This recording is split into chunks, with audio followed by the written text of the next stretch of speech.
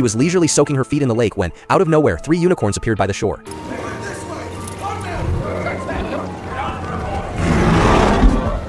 Hearing their cries, the woman quickly hid behind a rock. Moments later, a group of fierce hunters stormed out of the forest. They were chasing the unicorns. Terrified, she crouched in the water, trembling as the chaos unfolded. After half an hour, silence finally returned to the woods. The 3 unicorns had already been slain, their precious horns brutally hacked off. Sonia, who had grown up in the forest, was heartbroken. She lay across one of the fallen unicorns and whispered a prayer. And grant me the power to find those who did this.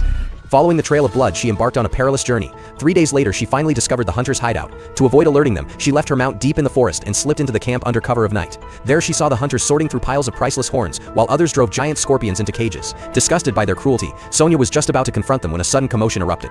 A massive chariot rolled in. The self-proclaimed emperor had arrived. Everyone dropped to their knees in reverence. This tyrant was obsessed with watching gladiatorial fights between beasts and humans, and he had ordered the hunters to capture rare creatures for his entertainment. Their genes were then spliced into human subjects to create hybrids. One of these creatures, a lion-headed guard, was the emperor's favorite. Sonia couldn't bear to see the beasts treated as playthings. That night, under a moonless sky, she crept into the prison to free them, only to feel a sharp blade press against her back.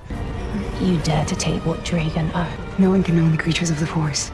A fierce battle broke out. The white-haired witch who attacked her looked frail, but she was a formidable fighter, a beast hybrid herself. Sonia could barely hold her own. Their violent clash soon drew a crowd eager to see who would survive, the human or the hybrid. At the critical moment, Sonia's mount burst into the arena to rescue her, but before she could escape, the lion-headed guard struck her unconscious with a single blow. When she awoke, she was bound hand and foot. The lion-headed man tortured her with a red-hot branding iron, demanding answers. But Sonia's spirit was unbreakable. The emperor, impressed by her resilience, decided she would make an excellent beast warrior. He ordered her transported in an iron cage to his fortress. After days of travel, they arrived.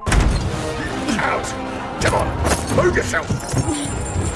What do we do with that? This one's for the Damnati! Sonia, raised in the mountains, was awestruck by the towering citadel, but she had no time to marvel. Her captors were whipping her beloved horse before her eyes. Enraged, Sonia roared, unleashing an inhuman strength that nearly crushed a soldier to death. The others quickly subdued her and threw her into a massive pit. Everyone who entered this pit was destined to be turned into a beast hybrid. Guards the size of giants patrolled the rim, making escape impossible. Most prisoners had already accepted their fate, but not Sonia. That night she began climbing the steep wall in a desperate attempt to flee. The others watched calmly. They knew how this would end. Sure enough, Sonia was caught and thrown back into the pit.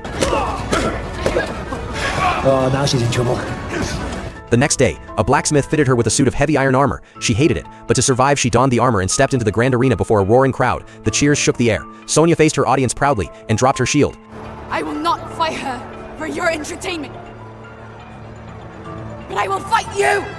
Or are you a coward? Admiring her courage, the emperor ordered his archers to execute another female gladiator as a show of favor. That act pushed Sonia over the edge. Her primal rage exploded. She seized a dagger and slaughtered several soldiers. Instead of being angry, the emperor applauded her ferocity. That night, Sonia was once again locked in a cage. Now as the emperor's prized champion, her next opponent would be a monstrous creature of unimaginable power. Could Sonia defy her fate and survive the coming battle?